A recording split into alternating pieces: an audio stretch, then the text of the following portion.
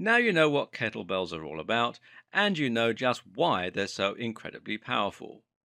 Moreover, though, you should also now understand your options when it comes to training with them. You know how to work out using a kettlebell to replace regular equipment, and you know how to use a kettlebell for its unique benefits as a tool for functional strength and movement training.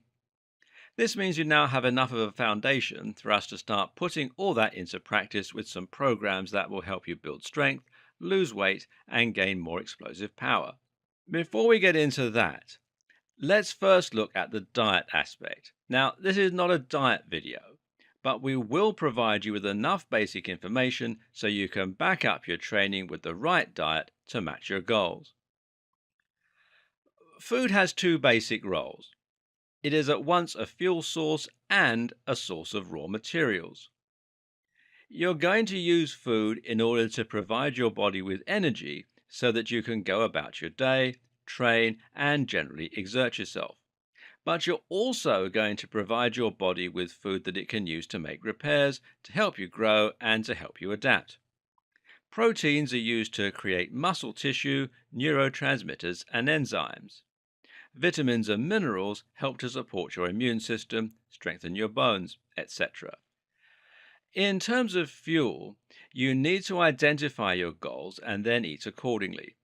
If your aim is to lose weight, then you need to consume fewer calories than you're burning in a day. This will put you in a calorie deficit. So, in other words, if you can work out the number of calories you burn and then make sure that you're not giving your body enough, your body will need to turn to your fat stores in order to provide energy, and this will lead to you losing fat. However, this process can also lead to the breakdown of muscle. Muscle is highly energy demanding, and if you have low blood sugar, then your body will recognize this as a sign that you need to reduce the energy cost to your body. You'll thus release cortisol and myostatin, and this will lead to the muscles being burned along with the fat. If you want to gain weight, however, whether that's fat or muscle, you need to maintain a calorie surplus. This means you'll need to consume more calories than you burn, which in turn means that you'll have leftover energy at the end of the day. This will prevent your body from going into that catabolic state where it conserves energy and breaks down muscle. Instead, you'll be in a more anabolic state, and this will help you to keep adding muscle. If you're an ectomorph who really wants to gain a ton of weight, then you should do a dirty bulk, meaning that you drastically increase your caloric intake while training with heavy weights. If you're a mesomorph, though, someone with an average metabolism who is perhaps struggling with skinny arms and a flabby stomach, then you can try to keep your calories in and out at a rough equilibrium and instead focus on toning muscle. It's all about finding that sweet spot for your goals. Endomorphs, meanwhile, who are large and who struggle to lose weight, will want to go as calorie low as possible in order to burn through lots of fat.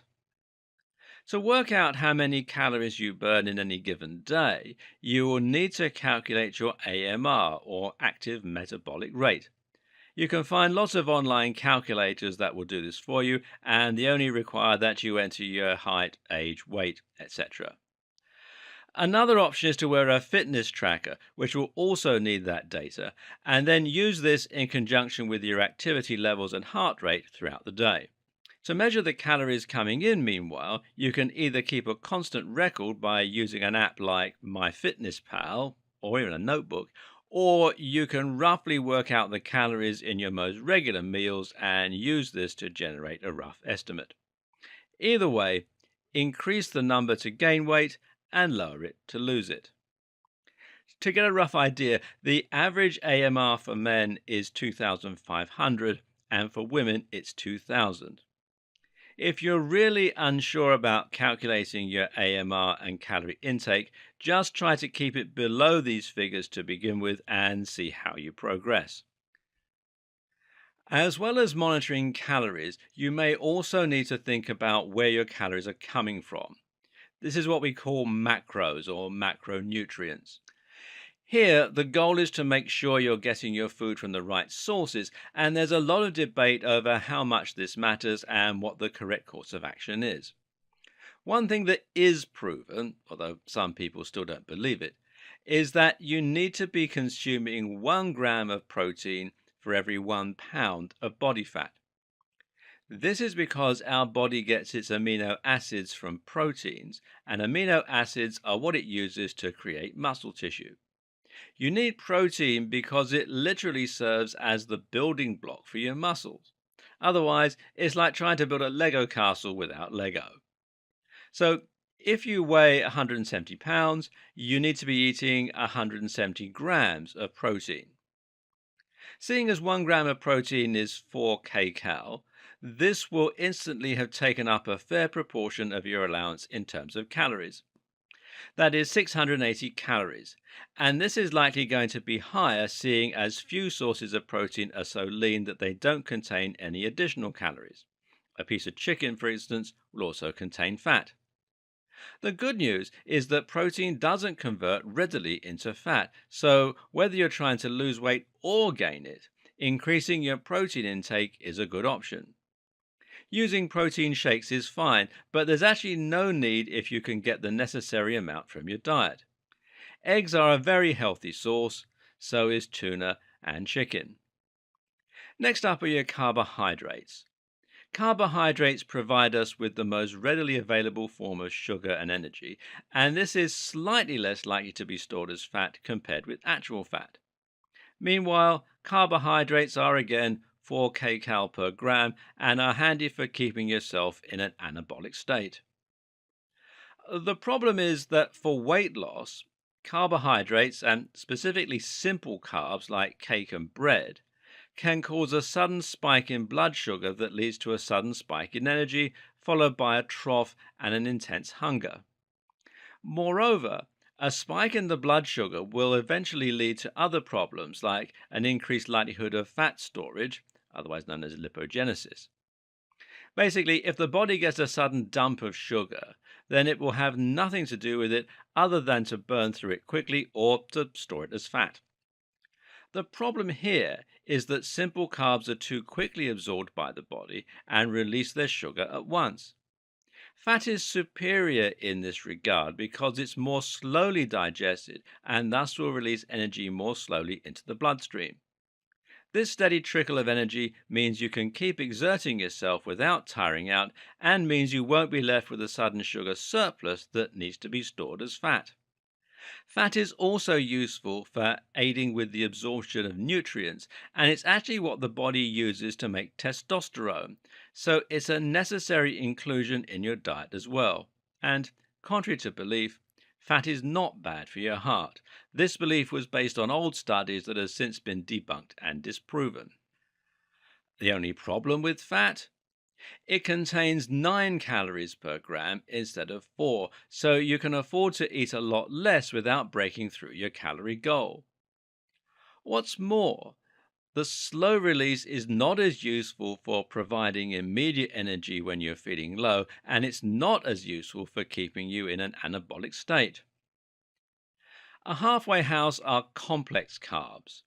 These are more natural carbohydrates that are starchy or filled with fiber and fat and generally take longer to digest. Examples include sweet potatoes and oats. This is why an oat porridge breakfast is excellent for supplying a steady stream of energy throughout your day. Ultimately, we need both carbs and fats in our diet, so the best thing to do is to calculate how much protein you need and then divide the remainder of your calorie budget across fats and carbs, respectively. Finally, you also need to make sure that you're getting plenty of nutrients. The nutrients found in natural foods are like performance enhancing drugs. In many cases, they can increase muscle mass, improve brain power, give you more energy, or help you to sleep better. Nutrients can increase testosterone, enhance mitochondrial function, provide more dopamine, increase brain plasticity, the list just goes on and on. Unfortunately, a lot of what we eat these days is processed to the point where all of those crucial nutrients are missing. These are what we call empty calories, and some prime examples are things like sausage rolls, Big Macs, chocolate bars, crisps, and ready meals. If this is what you're living off, then you're supplying your body with huge sugar dumps and none of the goodness it craves. No decent protein, no vitamins, no minerals. As such, you will continue craving foods because your body will know something is missing. And at the same time, you'll feel tired and sluggish and be unable to put on muscle. And most processed foods are simple carbs, precisely because they have had all the nutrients and fiber removed and so will digest much too quickly in the body. Get rid of the junk food and seek out things that are wholesome, natural, and full of goodness. You'll feel 100 times better and reach your goals much more quickly. With all this in mind, you should now know how to design your diet in order to get the best results. All that's left is the training.